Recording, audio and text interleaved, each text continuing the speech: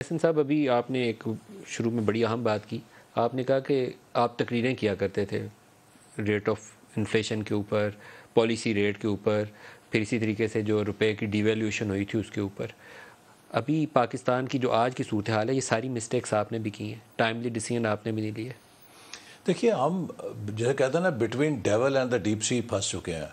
وہ اس لیے کہ حکومت کے لیے بھی یہ آسان نہیں کہ ایک طرف وہ آئی ایم ایف کا معاہدہ ہے کہ جو پچھلی حکومت کر کے گئی ہے، دوسری طرف ندیم ملک صاحب 30 ارب ڈالر کی مار ہے کہ جو پاکستان کو کلائمیٹ ڈیزاسٹر کی صورت میں پڑی ہے، جس نے پاکستان کی معیشت جو پہلے ہی بدحال تھی اس میں جو رہی صحیح کسر ہے وہ بھی نکال دی.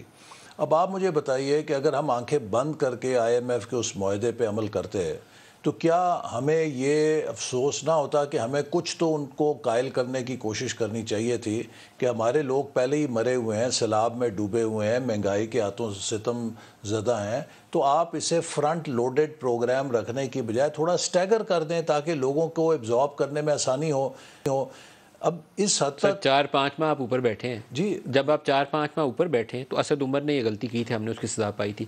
پھر ایڈجسٹمنٹ ان ون گو کرتے ہیں تو اس کا شوق زیادہ بٹر ہوتا ہے. یہ ابھی آپ نے بھی یہی کیا. شاید ہمارے جو لوگ اس سے ڈیل کر رہے تھے ان کا یہ گمان ہوگا کہ ساری دنیا نے پاکستان کی تباہی دیکھی ہے اور اس کے پیش نظر وہ اس نقطہ نظر کو شاید تسلیم کر لیں. لیکن بہرحال آئی ایم ایف کا ایک اپنا سوچ کا پیمانہ ہے، وہ خالی نمبرز کے ساتھ شاید دیکھتے ہیں. انہوں نے اس بات کو تسلیم نہیں کیا اور بالآخر یہ ایک سیڈ ریالٹی ہے کہ انہوں نے کہا کہ آپ نے اگر آئی ایم ایف کے پروگرام میں رہنا ہے تو یہ ساری شرائط جو کہ پہلے سے طے شدہ تھی ان پہ عمل کریں، ورنہ آپ پروگرام ہم آپ کے ساتھ آگے نہیں چلیں گے. سر، جتنے دوست ممالک تھے، سعودیوں نے جواب دیا، انہوں نے کہا دیں گے مدد آئی ایم ایف پروگرام کے ساتھ. یو اے ای نے جواب دیا دیں گے مدد آئی ایم ایف پروگرام کے ساتھ. یو ایس ٹریجری کے ابھی وہ ایک انڈر سیکرٹری آئے ہوئے تھے پاکستان میں، انہوں نے بھی کہا کہ آئی ایم ایف کی ریفارم پروگرام آگے چلیں، پھر سپورٹ دیں گے آپ جی، کو. وہ سارے اکٹھے تھے، ایک زبان بول رہے تھے اور آئی ایم ایف نے سب کو لابی کیا ہوا تھا. یوں لگتا ہے کہ آپ نے ہمارے پروگرام کو سیبوٹاج نہیں کرنا پاکستان کے ساتھ براہ راست کوئی پروگرام کر کے. تو بہرحال سر، پور مینجمنٹ آپ کے اینڈ کے اوپر، آپ کو یہ کام 4 ماہ پہلے کرتے تو اس کی شوق کم ملتی. جی، کام ہوتی. لیکن میں یہ کہوں گا ندیم کہ ہم جہاں پہنچ گئے نا، دس از دا لوئسٹ. یہاں سے اب ہمیں بجائے یہ کہ ہم کسی دوست ملک کی کسی گرانٹ پہ نظر رکھیں، اب اس سے زیادہ ایک ہر کرائسس میں اپرچونٹی ہوتی ہے کہ ہمیں اپنے اب زور بازو پہ زیادہ انحصار کرنا چاہیے. اور دیکھیے، پاکستان کا ایک علاج ہے، میں بار بار کہہ رہا ہوں کہ ہمیں ایکسپورٹ ایمرجنسی لگا کے ہر پاکستانی بزنس کو پابند کرنا ہے کہ وہ ڈالرز کو ارن کرے، ڈالر ریونیو لے کے آئے. میں آپ کو ایک چھوٹی سی فگر دیتا ہوں. میں نے ابھی جائزہ لیا کہ 500 کمپنیاں جو کراچی سٹاک ایکسچینج میں لسٹڈ ہیں، ان میں سے صرف 74 کمپنیاں ہیں جو ہماری بگ بزنسز ہیں جو $10,000 سے زیادہ کی ایکسپورٹ رکھتی ہیں. اگر آپ $1 ملین کی رکھیں تو شاید 20-25 ہی رہ جائیں گی. اب آپ یہ دیکھیے نا، پاکستان کا پورا کارپوریٹ سیکٹر وہ کیسے پیسے کما رہا ہے. ایزی منی، کہ ڈومیسٹک مارکیٹ میں پروٹیکٹڈ مارکیٹس کے اندر آپ اپنے منافع کمائیں، لیکن آپ خود کو انٹرنیشنل مارکیٹس میں کمپٹیشن کے لیے ایکسپوز کرنے کے لیے تیار نہیں ہیں. اس طرح ملک نہیں چل سکتا. جاپان کو، ساؤتھ کوریا کو، ان کے جتنے بزنس ہاؤسز تھے دے بیکیم ایکسپورٹ ہاؤسز، اور انہوں نے اپنے ملک کے اندر اگر کوئی ماچس کی ڈبی بھی بنتی تھی، کوئی چھوٹی سے چھوٹی چیز بنتی تھی، اس کو پیکج کیا، اس کو لیبل کیا، اس کو مارکیٹ کیا اور انٹرنیشنل مارکیٹس کے اندر گئے. ہمیں بھی پوری پاکستانی قوم کو ایکسپورٹ کی طرف جانا ہوگا، ایگریکلچر سیکٹر سے، انڈسٹری سے، سروسز سیکٹر سے.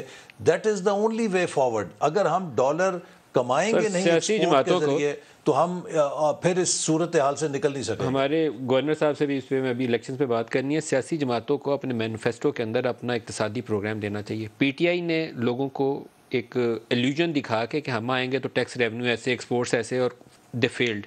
اور آپ نے کہا ہم پاکستان بچانے آئے ہیں، یو آلسو فیلڈ. وہی غلطی جو انہوں نے کی تھی آپ نے بھی وہی غلطی کی. تو آپ لوگوں کے منشور کے اندر آپ کا پروگرام، پالیسیز، آؤٹ لائن اس کا حصہ ہونی چاہیے. جو ہے یہ ایک ٹرن اراؤنڈ پاکستان کانفرنس کی تھی، اس سے 5 ایز کے اوپر ایک ایجنڈا دیا ہے جو ہم سب سیاسی جماعتوں کو بھی پیش کریں گے. دیکھیے، آئی آنیسٹلی بلیو کہ یہ 5 ایز جو ہیں یہ پاکستان کے مستقبل کے لیے کنسنسس ہونا چاہیے. Number 1 exports, number 2 E Pakistan I T sector, number 3 energy sector reform, number 4 environment سے منسلک واٹر اینڈ فوڈ سیکیورٹی، اور number 5 equity through education, health and population control.